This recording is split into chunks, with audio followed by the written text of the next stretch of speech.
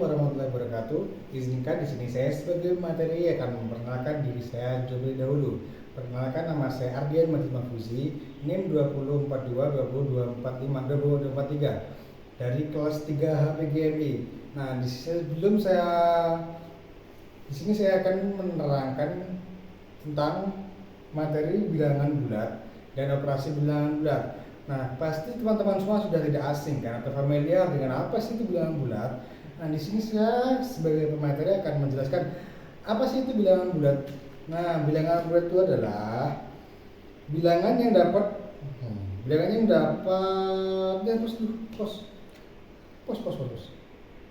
Pencet titik 2 nih. Iya. Nah, di sini saya akan menjelaskan apa sih itu bilangan bulat itu. Nah, bilangan bulat adalah bilangan yang tanpa komponen desimal atau pecahan. Nah, bilangan bulat itu terdiri dari bilangan positif, negatif, dan nol.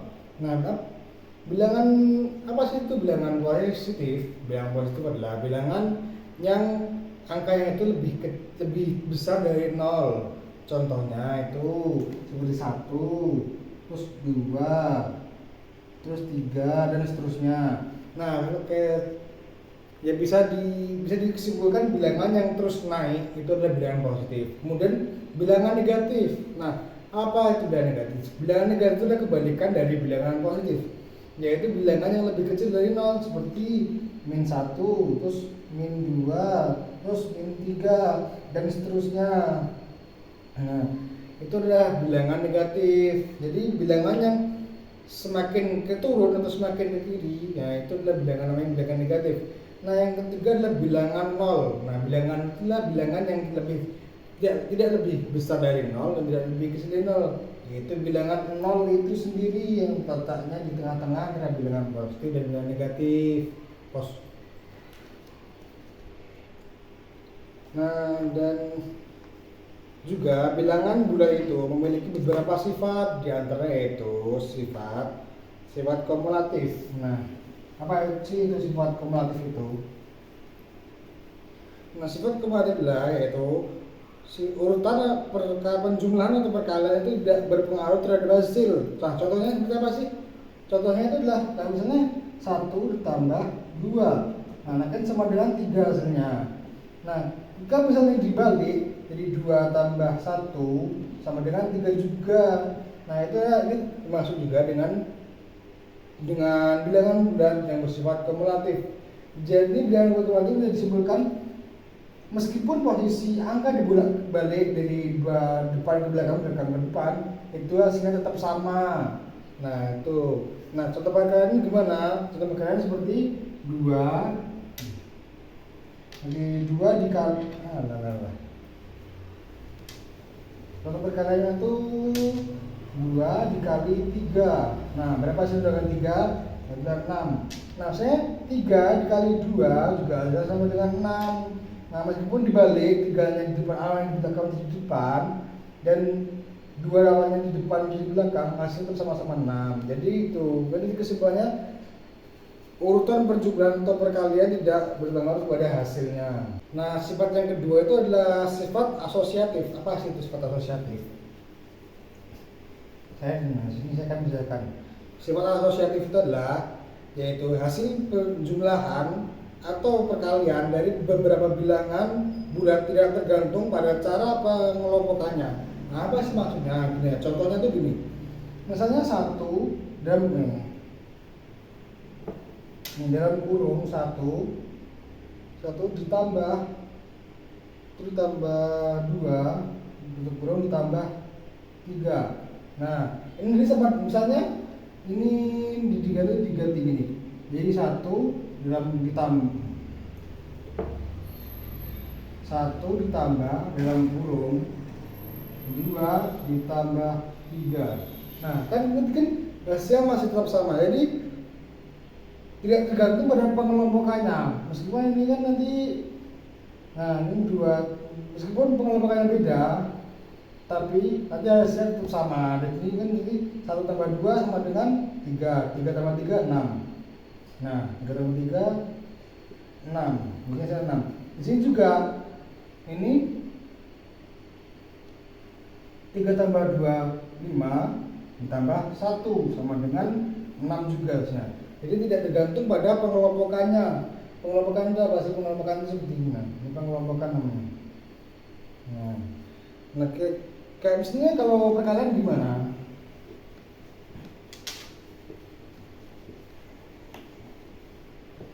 Nah, contoh perkalian itu begini. Misalnya dalam kurung 2 dikali 3 dalam kurung dikali 4.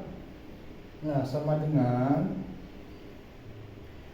ini berarti 2 dikali tutup kurung 3 dikali 4. Nah,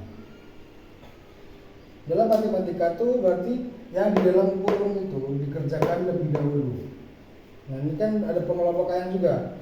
Nah, ini 3 dikali 2 sama dengan 6. 6 kali 4 sama dengan 24.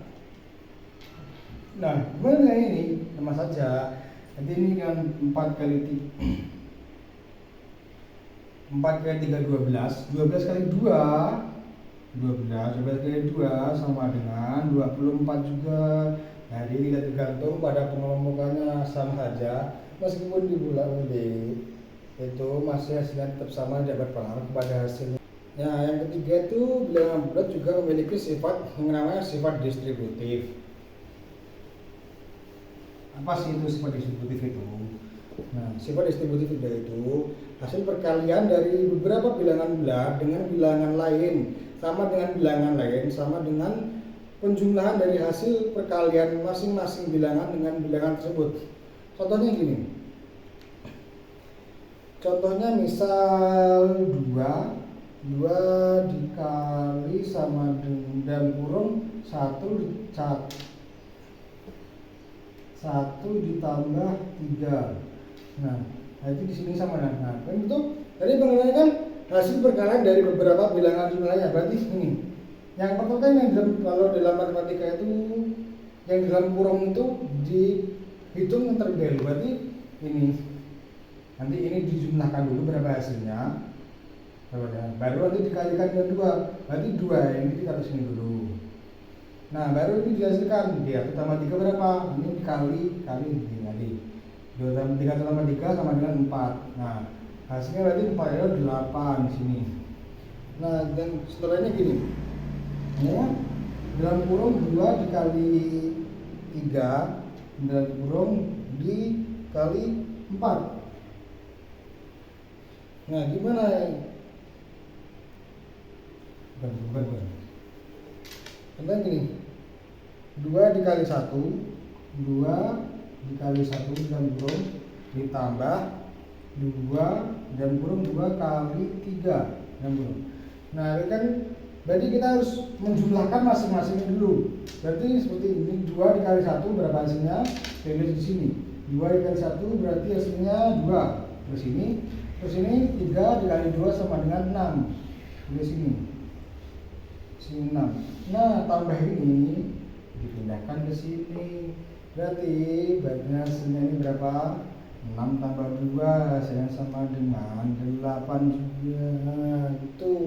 Jadi yang bilangan distributif ini kurang lebihnya tuh jumlahkan terlebih dahulu. Nah, dijumlahkan dihitung kata dulu, baru nanti di sini dijumlahkan hasilnya berapa, menjadi baru nanti ditentukan hasilnya berapa. Nah, mungkin itu penjelasan singkat dari saya sebagai materi mengenai bilangan bulat dan operasi bilangan bulat. Nah, saya sebagai materi mohon maaf jika ada perkataan saya yang salah atau gimana, dan jika ada yang kurang jelas boleh ditanyakan. Saya sebagai materi, saya akhiri. Wassalamualaikum warahmatullahi wabarakatuh.